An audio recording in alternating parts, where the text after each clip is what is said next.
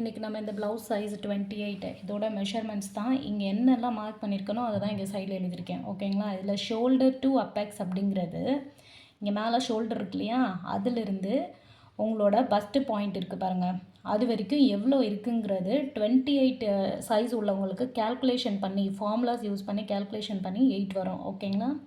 So அதுக்கப்புறம் apex to அப்பெக்ஸுங்கிறது வந்து இந்த லைனு எந்த இடத்துல இங்கே சென்டர் டாட் பிடிக்கணுங்கிறது இது அதுவும் ஃபார்முலா யூஸ் பண்ணி தான் 2.8ன்னு போட்டிருக்கோம்.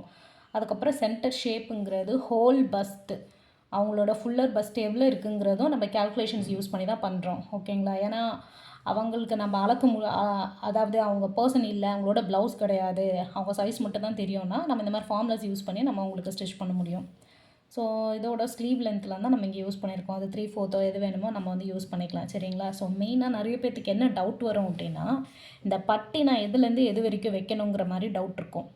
ஸோ இந்த பேக் போர்ஷனை எடுத்து நம்ம அப்படியே வெட்டினதுக்கப்புறமா போட்டு ஒரு ட்ரா பண்ணியிருப்போம் இல்லையா, ஸோ இந்த லைன் இருக்குது பார்த்தீங்களா, அதாவது எக்ஸாக்ட் ரெடி அளவை எடுத்து நம்ம இந்த இடத்துல ஒரு கோடு போட்டு வச்சுருப்போம். ஸோ அதுக்கு கீழே ஒரு 1/2 இன்ச் மட்டும் நம்ம ஒரு லைனு ஸ்ட்ரெயிட் லைன் போட்டு அங்கே இந்த ஸ்ட்ரைட் லைன் போட்டிருக்கோம் இல்லையா, இந்த பாயிண்ட் இங்கிருந்து ஒரு 3 இன்ச்சஸ்க்கு ஒரு டாட் வச்சுட்டுங்க. அதே மாதிரி சைடு இது வந்து பார்த்திங்கன்னா ஓப்பன் ஷேப்பு, இது வந்து சைடு ஷேப்பு. ஓகே, சைடு ஷேப்பில் வந்து 2.5, இங்கே 3, இந்த எல்லா டாட்ஸும் இந்த சென்டரோட இப்படி ஜாயின் பண்ணிவிடுங்க.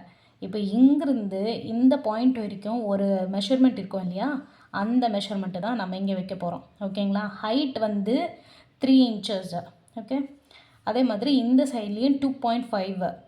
ஸோ எதுக்கு அப்படின்னா, நம்ம இந்த அளவு இருக்கு இல்லையா, இந்த அளவை வச்சு தான் நம்ம இங்கே பண்ணியிருக்கோம். ஸோ இங்கேருந்து எவ்வளோ ஹைட்டு நம்ம போகுதுங்கிறது தான் நம்ம இங்கே மென்ஷன் பண்ணுறோம். ஓகேங்களா? இது எதுக்கு நான் இங்கே 3 எடுத்திருக்கேன்னா, இங்கே 2.5 அதுக்கப்புறமா வரும் தைச்சி முடிக்கும் போது. ஓகேங்களா?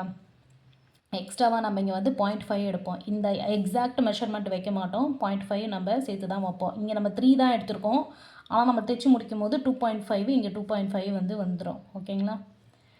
ஸோ ஸ்லீவ் லென்த்துக்கு இதெல்லாம் அப்படியே பண்ணிக்கலாம். அதே மாதிரி இந்த 2.3யும் வந்து கேல்குலேஷன்ஸ் யூஸ் பண்ணி தான் கொடுத்துருக்கோம். கேப் ஹைட்டுக்கு வந்து எவ்வளோ வேணும் அப்படிங்கிறது ஃபஸ்ட்டு அவங்க ஹைட்டு போட்டுருங்க, அப்புறம் ஒரு ஸ்ட்ரெயிட் லைன் வைங்க. சைடில் வந்து பார்த்திங்கன்னா 1 இன்ச்சஸ் எவ்வளோ தையலுக்கு விடுறீங்களோ அது. ஓகேங்களா? அவங்களோட எந்த ஸ்லீவாக இருந்தாலும் பரவாயில்ல. ஸோ ஸ்ட்ரெயிட் லைன் போட்டு அதோட மெஷர்மெண்ட் 0.5ஓட சேர்த்து ஸ்ட்ரெயிட் லைன் ஒன்று போட்டுருங்க. நம்ம கேப் ஹைட்டோட கேல்குலேஷன்ஸ் யூஸ் பண்ணி, ஃபார் எக்ஸாம்பிள் இப்போ 36 சைஸ்னால் 3, இப்போ இவங்களுக்கு வந்து பார்த்திங்கன்னா 28க்கு வந்து நம்ம 2.5லேருந்து 2.3 2 வைக்கும் போதும் நம்மளுக்கு கரெக்டாக தான் வரும்.